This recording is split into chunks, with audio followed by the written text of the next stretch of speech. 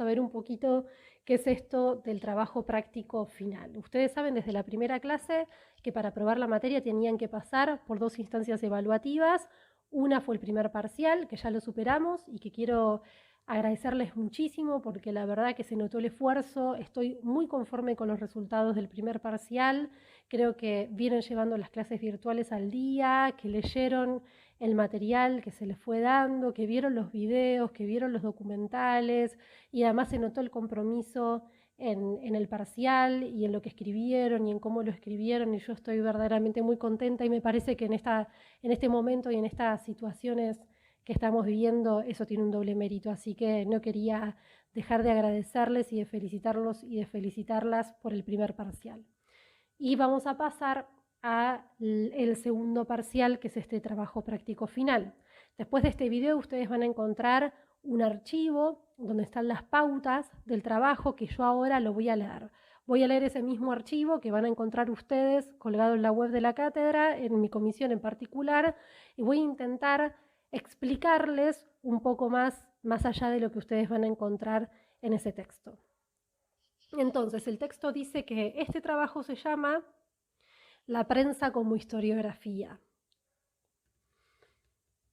Las y los estudiantes deberán indagar y analizar acerca del tratamiento otorgado por los medios de comunicación, que puede ser un diario o puede ser un portal de noticias, a un determinado hito de la historia contemporánea de América Latina a seleccionar por el alumno o la alumna. Este trabajo deberá incluir una descripción del contexto histórico, esto es, del tema elegido, y un análisis del mismo en relación a cómo fueron y son comunicados ciertos hechos nodales de la historia latinoamericana y cómo estos relatos también construyeron historia y lograron legitimar o deslegitimar procesos y discursos. En este aspecto, el trabajo surge de la necesidad de relacionar el pensamiento, la política y la comunicación como elementos que se construyen en forma continua. Los medios de comunicación contribuyeron y contribuyen a la generación de posicionamientos. Es por ello que la propuesta de la comisión incluye el desarrollo de estos breves estudios sobre cómo los medios difundieron ciertos hitos. La intención es, además, poder utilizar la prensa gráfica y o los portales de noticias como recurso historiográfico. ¿Qué significa todo esto? Este trabajo tiene 2 sentidos. Por un lado, que podamos utilizar la prensa también como recurso historiográfico, es decir, la historia no solamente la conocemos por lo que nos cuentan aquellos y aquellas que la vivieron, y que eso muchas veces queda plasmado en libros, en documentales, en entrevistas, en informes, pero que además la historia la podemos conocer a través de otros medios o de otros recursos, y la prensa forma también parte de esos recursos mediante los cuales podemos conocer la historia y aprender la historia. Entonces, no solamente el libro es una fuente historiográfica válida, sino que además la prensa constituye una fuente historiográfica. La idea de este trabajo, hasta ahora venimos estudiando la historia a través de libros históricos, y la idea es que ustedes puedan contarme la historia a partir de un hecho que elijan en relación a cómo la prensa, sea diario, o sea prensa gráfica o sea un portal de noticias, cómo contaron ese hecho histórico, que podamos conocer ese hecho a través del relato de la prensa como recurso historiográfico. Eso por un lado. Pero por otro lado, además, ustedes saben, como estudiantes de periodismo y comunicación social, que la prensa no es ingenua a la hora, y obviamente esto también sucede con los autores, las autoras y los libros, no son ingenuos e ingenuas a la hora de presentar los hechos históricos. En la prensa, en particular, podemos ver siempre una intencionalidad detrás del relato de la historia. La idea es que ustedes puedan decirme a través de este trabajo si esos modos de contar la historia de ese diario, de esos diarios, de ese portal o de esos portales que eligieron, los modos en que contaron ese hecho particular que también fue elegido por ustedes, logró legitimar o deslegitimar ese proceso histórico, es decir, desde dónde se para ese medio para contar ese hecho. Cómo lo desarrolla, cómo lo expresa, cómo lo cuenta, legitima o deslegitima ese proceso histórico. Y además, si a partir de ese relato logra influenciar sobre el hecho en particular. Trabajábamos en uno de los primeros videos de la comisión, creo que en el primero que subí y que les conté sobre este trabajo práctico en particular, que no me interesaba solamente que me digan cómo el medio lo contaba, sino si ustedes podían ver detrás de esa intencionalidad en la que fue contado ese hecho, con la que fue contado ese hecho particular, si logra tener una influencia sobre ese proceso. A medida que lo va contando, logra influenciar ese hecho histórico. Creo que les contaba el caso del diario del Che en Bolivia. Venimos de trabajar la Revolución Cubana y por eso me parece pertinente. Cuando él viaja a Bolivia y y escribe su experiencia en su diario, que después es publicado como el diario del Che en Bolivia, él va contando constantemente cómo las noticias que le llegan a través de la radio y cómo los medios mienten con respecto a cómo se viene desarrollando la guerrilla en Bolivia, y que muchas veces decían que él estaba enfermo o que estaba muerto o incluso que perdía todas las batallas con el ejército boliviano, y que en realidad no fue así. De algún modo se puede ver en ese caso en particular cómo esas mentiras al respecto del hecho histórico logran diezmar el apoyo de la masa al movimiento del Che en Bolivia. Muchos y muchas alumnas han elegido como tema a trabajar la guerra de Malvinas y cómo había una comunión entre el gobierno de facto, entre el gobierno militar y ciertos medios de comunicación, y cómo se le mentía a la población con respecto a la guerra de Malvinas y a que supuestamente se venía ganando esa guerra, y cómo todo eso fue permitiendo legitimar una dictadura y tuvo como finalidad política sostener a esa dictadura en el poder. Entonces la idea es no solo que ustedes puedan contarme cómo ese medio cuenta ese hecho histórico y entonces podamos utilizar ese recurso como recurso historiográfico, pero además, si de algún modo en esa forma en que lo cuenta logra influenciar o tiene el sentido de influenciar ese hecho histórico en particular. Muy bien, dicho esto, algunas cuestiones importantes a tener en cuenta para la entrega del trabajo práctico, la modalidad. Todo esto lo van a encontrar en el documento, yo estoy leyendo lo que van a tener ahí en la página. La modalidad se trata de un ensayo de carácter individual, es decir, lo tienen que hacer individual, no en grupo. Normalmente el trabajo es mucho más extenso del que van a tener que hacer ustedes. Por la situación en la que estamos viviendo, les voy a pedir algo mucho más corto. Y además permito en clase que lo trabajen en grupos porque tenemos algunas clases dedicadas al trabajo. Lamentablemente la situación actual no me permite que puedan trabajarlo, no les puedo exigir trabajarlo en grupo porque obviamente no nos podemos juntar y entiendo que la virtualidad puede ser un poco complicado, por lo tanto vamos a hacerlo individual. Y para esto van a tener que elegir un tema vinculado a la historia contemporánea de América Latina. Un tema de la historia de América Latina puede ser la historia pasada, pueden elegir algo, no sé, de repente vinculado a la Revolución Mexicana o a la Revolución Cubana, o pueden elegir un tema de actualidad, algo que les interese, no sé, de repente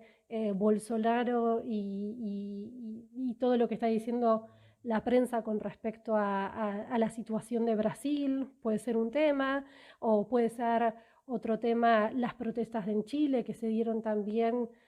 durante este año. Bueno, pueden elegir un tema de la actualidad.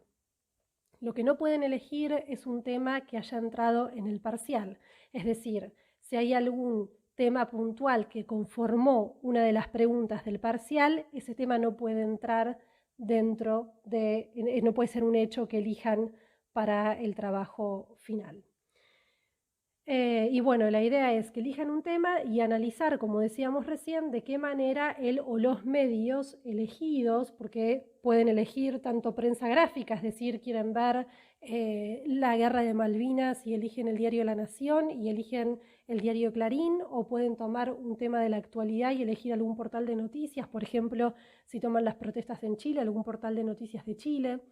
La idea es que puedan elegir tanto prensa escrita como portales de noticias y que además pueden elegir uno o dos o tres, digamos, elegir la cantidad de medios que quieran. En eso hay una libertad total.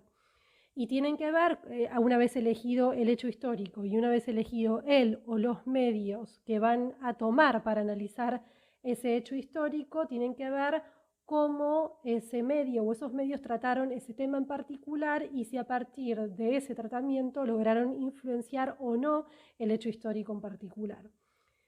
No debe tratarse de una mera descripción del hecho ni de un resumen de lo publicado por él o los diarios o portales elegidos, sino que el trabajo debe plasmar de qué manera él o los diarios o portales trataron el tema y qué mirada tuvo o tuvieron con respecto al hecho, es decir, desde qué lugar se paran, como así también a partir de ese posicionamiento, si a partir de ese posicionamiento lograron influenciar el hecho puntual, lo que venimos charlando hasta recién. Luego van a encontrar una serie de normas de estilo, la extensión que tiene que tener el trabajo, las distintas cuestiones que tienen que estar incluidas,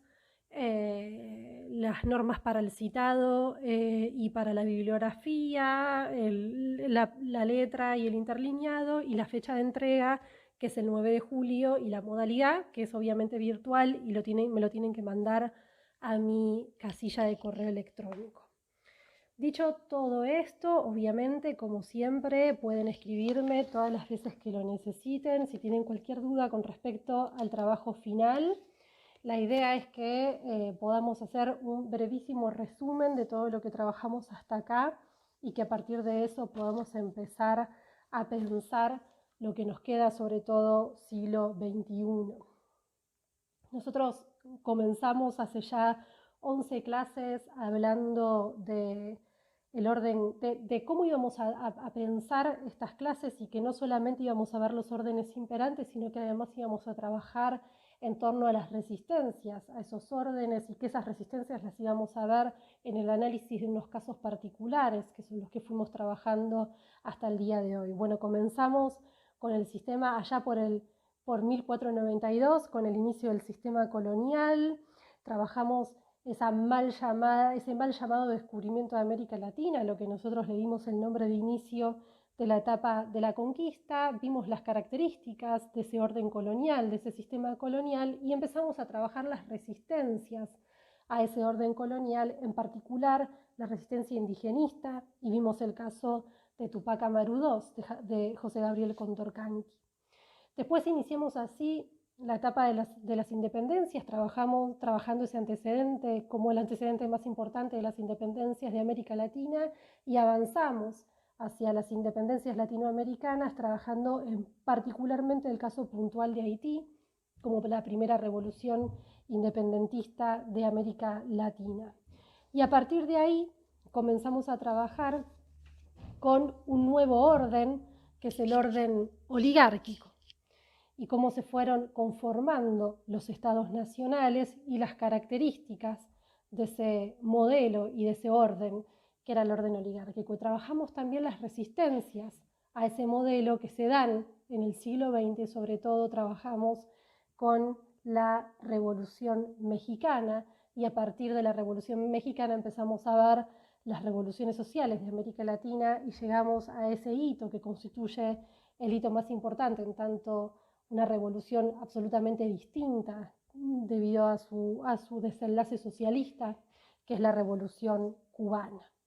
La Revolución Cubana va a tener dos efectos sobre América Latina. El ejemplo de la Revolución Cubana va a impulsar, por un lado, nuevos procesos revolucionarios, es decir, va a tener un efecto expansivo,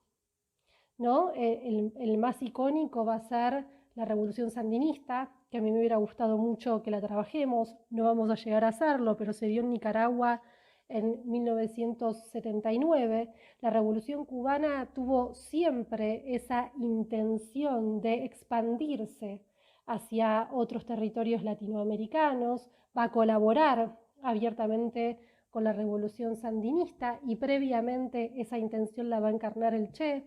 con su intento de revolución en Bolivia y que tenía como objetivo también llegar a la Argentina. Entonces, por un lado, la Revolución Cubana va a tener ese efecto expansivo sobre distintos intentos revolucionarios en América Latina que se encarnan sobre todo con la experiencia del Che, pero también con la Revolución Sandinista o del Frente Sandinista de Liberación Nacional en Nicaragua. Pero va a tener otro efecto porque también va a generar el endurecimiento, por decirlo de algún modo, el endurecimiento de las políticas represivas.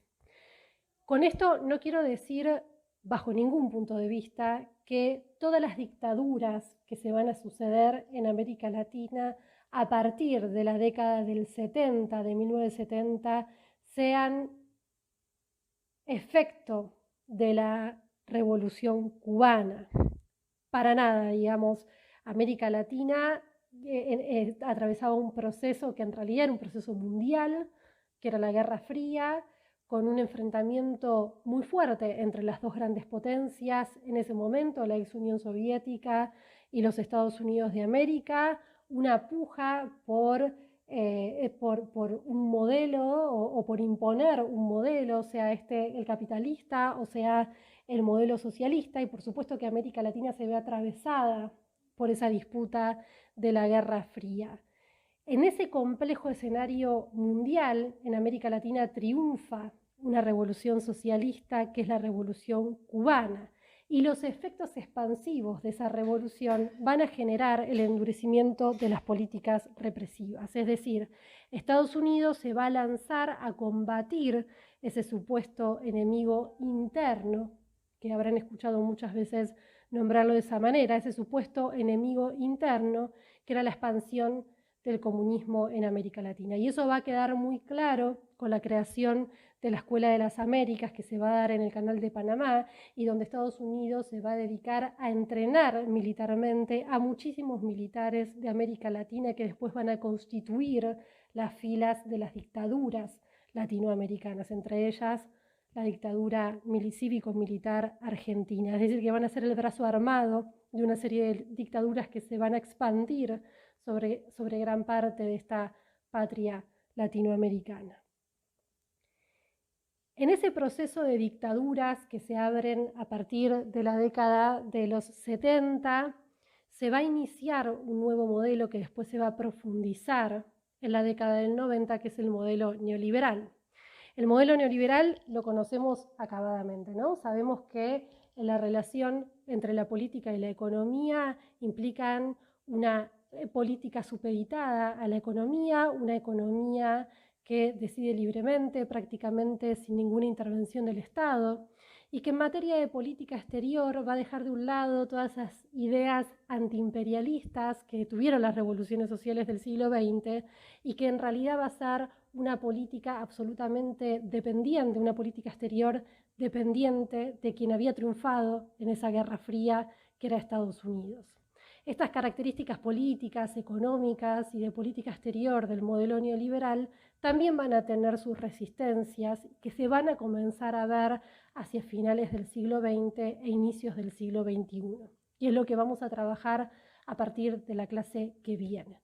Bueno, con esto los despido, las despido. Saben que estoy a disposición para todo lo que necesiten.